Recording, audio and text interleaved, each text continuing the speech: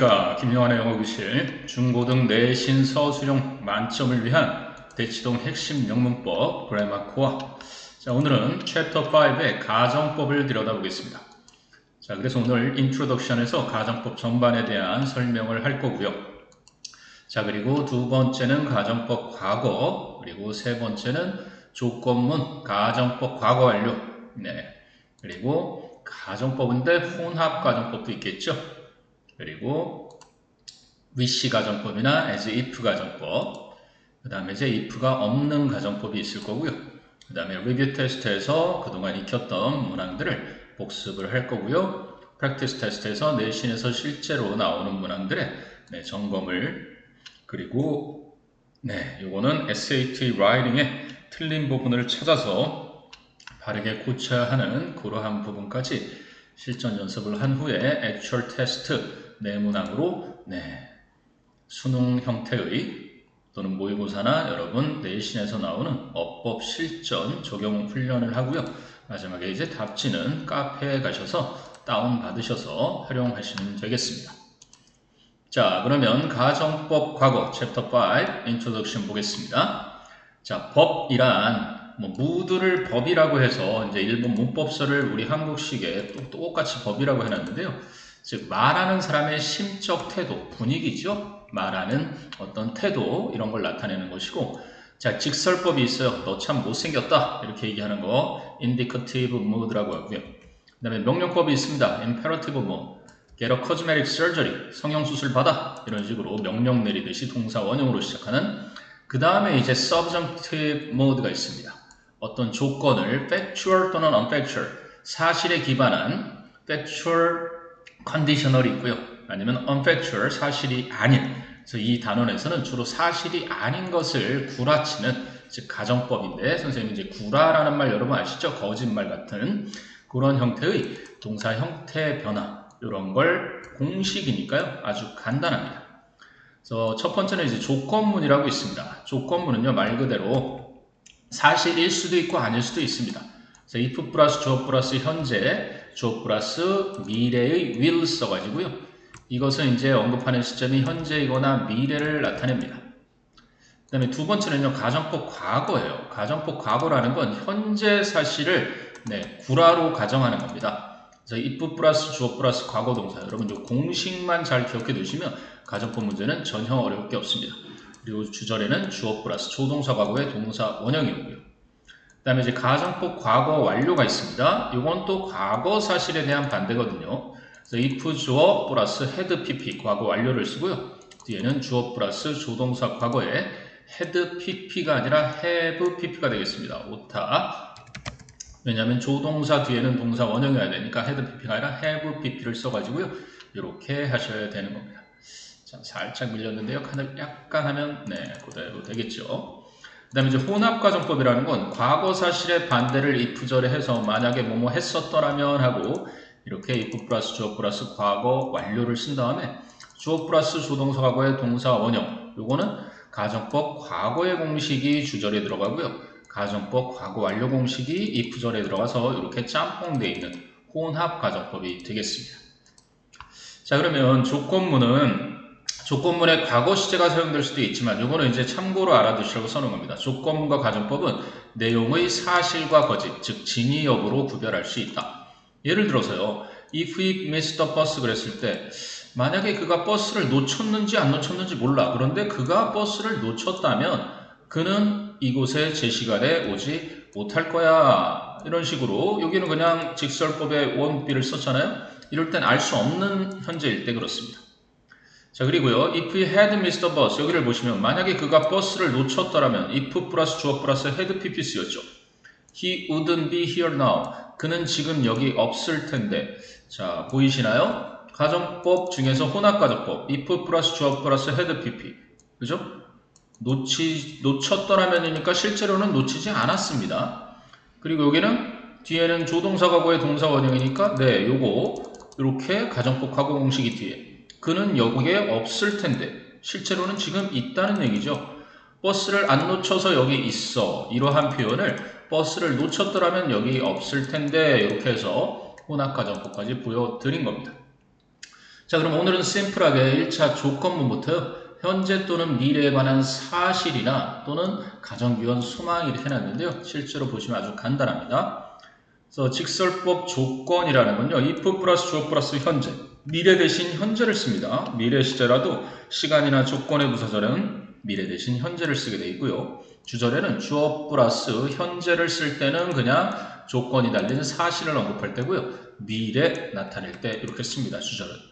혹은 명령문 아니면 조동사 플러스 동사 원형의 이런 각가지 형태가 오는데, 자, 일반적 사실 조건부터 보겠습니다. If water is frozen, 만약에 물이 얼면 it expands, 그것은 팽창한다. 과학적인 사실이죠. 그래서 if 대신에 when을 써도요, 물이 얼 때, 그래서 이거는 변치 않는 사실인데 그 조건을 달아놨을 뿐입니다. 그리고요, if you leave now, 만일 네가 지금 떠나면 you will be home in 2 hours. 너는 2시간 후에 집에 있게 될 거야. 그래서 미래에 관한 추측이죠. 예측이고요. 그래서 미래도 현재를 쓴다. 미래 대신 현재를 쓴다. 이런 얘기입니다. 떠나는 것은 말하는 시점보다 그죠? 그 이후에 떠나게 되겠지만 그래도 미래 대신 현재를 쓰고 여기는 이제 미래를 쓴 거죠. 그래서 강한 의심의 미래 조건이 있습니다. if 플러스 주어 플러스 should 동사원형이라 해서 혹시라도 뭐 하게 된다면 이럴 때 주절은요 명령문이 와도 되고요. 요청이나 제안, 의지 등을 담은 표현들이 와도 된다는 얘기입니다. 그래서 if he should call, 만약에 그가 혹시라도 전화하면 이럴 때 if가 생략되면요 should he call, 그래서 어떤 도치의 어순이 이루어집니다. 그가 혹시라도 전화를 하면 tell him, 명령법을 썼네요. 그에게 말해줘. I'll ring back. 내가 다시 전화할 거라고. Please 넣으면 이제 부탁으로 되고요. 요청이죠. Please just tell 그러면 이제 명령이 되겠죠. 그리고 I'll ring back later. 내가 나중에 다시 전화할게. 이럴 때는 직설법에 will을 써도 되고요. 가정법 형태로 would를 써도 된다는 얘기입니다. 자, 크게 신경 쓰실 필요 없습니다. 그냥 조건의 부사절에서 미래 대신 현재를 쓴다. 그걸 기억해 두시는 게 핵심입니다. 자, 그리고 이제 서술형으로 배열, 재배열하는 문제가 있는데요. 만일 내가 재능이 있거든, 조건절이 먼저 나왔고요. 가능한 모든 방법으로 사용해라. 그러면 만일이니까 if, 그리고 네가 주어가 나오죠. 가지고 있다면 have, 동사가 나오고요. 그리고 목적어 a talent, 이렇게 해주면 되겠죠.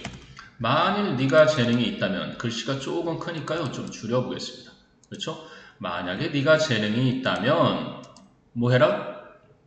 가능한 모든 방법으로 사용해라인데요. 목적어가 해석엔 빠져있지만 use it, 그 재능을 사용해라. 어떻게요? in way 하면 방식으로인데 in every, in every which가 이제 구어체에서 강조하기 위해서 들어간 건데요. way possible. 이게 이제 좀 옛날 방식의 표현인데요. 그죠? every possible way 하는 게 현대식 영어입니다. 현대식 영어에서는 그냥 every possible way 하면 되겠지만 every which way possible, 가능한 한 어떠한 방법을 쓰든지 그것을 사용해라 이런 얘기입니다. 그래서 어떤 방식으로 할 때는 in way, 요 in하고 way를 쓴다는 것도 함께 기억해 두시면 영작할 때 도움이 될 것 같습니다. 되셨나요? 자, 그 다음에 내가 현재에 집중할 수 있다면 그랬어요. 그런데 역시 또 if가 빠져, 만약이 빠졌을 뿐, 있다면이 있죠. 그래서 if 이렇게 넣고요. 주어가 you, 그리고 할 수 있으니까 조동사 can이 오고요. concentrate. concentrate은 전치사 on하고 어울려 쓰죠. 그리고 현재니까 present. 이렇게 되면 되겠습니다. If you can concentrate on the present, 그러면 너는 행복한 사람이 될 것이다. 그죠? 그러면 you will인데 줄여서 you will 저 위에도 붙여놨으니까 you will be, 너는 될 것이다. happy man 이렇게 되겠네요. 너는 행복한 사람이 될 것이다. 조금 더 큰가요? 이렇게 좀 줄여보겠습니다. 되셨나요? 그래서 if절에 그냥 주절은 미래를 그냥 쓴 이러한 조건 부사절이 온 거고요. 자, 그 다음에 만약 더 많은 정보를 원하신다면 그랬어요. 그런데 여기 보니까 if가 없습니다. 그래서 원래는 if you should 이랬어야 되겠죠. if you should 원하는 거니까요. need 필요로 하는 거. 그리고 더 많은 정보, more information 이랬던 상태였습니다. 원래 if 절이. 그런데 if를 딱 없애면서 어떻게 된다 그랬죠? 그렇죠. should가 앞으로 이렇게 나갑니다. 그래서 should you need more information? 그래 목적 같은데 수능에서 보면 그래 목적에 이런 표현들이 종종 나오곤 합니다. 그래서 네가 조금 더 정보가 필요하다면 저희 본사로 전화를 주세요 그랬어요. 그러면 여기 보니까 네 명령법이 좋겠군요. 그래서 telephone 우리 어디에게 전화하라 그랬죠? 우리의 본사니까 main office가 되겠습니다. 됐나요? please는 맨 뒤에 붙어 있으니까 네 아마 부탁하는 그러한 형태의 네, telephone our main office please. 네, 본사로 전화를 주십시오 했던 문장입니다. 그 다음에 다음 페이지가 앞으로 당겨졌는데요. 당신의 성공이 남보기에 좋지만 마음속에서 좋다고 못 느끼면 조금 길지만 차근차근히 가면 됩니다. 근데 여기 보니까요. 쭈루루루루루루루 해서 if가 네 여기 있군요. if. 주어가 뭐냐면요. 당신의 성공이 이렇게 주어가 됩니다. 그래서 if your success. 그죠? 남보기에 좋지만 그랬죠. 남보기에 좋지만. 그럼 뭐예요? 뭐뭐 하기에 좋다. looks good.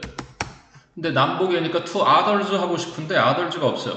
그러면 단어들을 확인해 보니까 세상에 즉 남보기에 이런 식으로 그죠? 근데 여기서 끝나지 않았죠.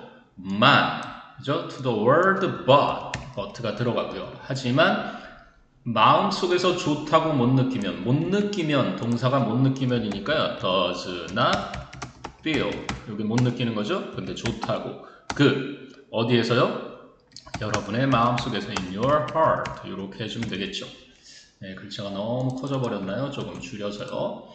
그래서 여러분의 마음속에서 좋다고 느끼지 못하면 전혀 성공이 아니다. 한글 해석에서는 역시 주어는 빠져 있지만 뒤에 보면 it가 주어로 나와 있죠. 그것은 아니다니까 is not. 뭐가 아니래요? success. 성공이 아니다. at all. 그래서 not at all 그러면 전혀. 요 not와 at all이 만나서요. never의 의미가 됩니다. 그것은 전혀 성공이 아니다. 이런 의미죠. 아주 좋은 명언이네요. 남보기에 좋은 것보다는 내 마음속에서 그죠? 좋게 느껴야 그게 진정한 성공이 아닌가 싶습니다. 자, 오늘은 그래서 그냥 간단하게 1차 조건문 정도 살펴봤는데요. 다음 시간에는 이제 본격적으로 가정법 과거와 그리고 가정법 과거 완료 이어서 혼합 가정법 그리고 wish 가정법, as if 가정법 그리고 if가 없는 가정법까지 그리고 이제 리뷰 테스트와 프랙티스 테스트 그리고 액츄얼 테스트에 이르기까지 쭉 이후에 살펴보도록 하겠습니다. 자, 지금까지 챕터 5 가정법 단원이었습니다. 수고하셨습니다.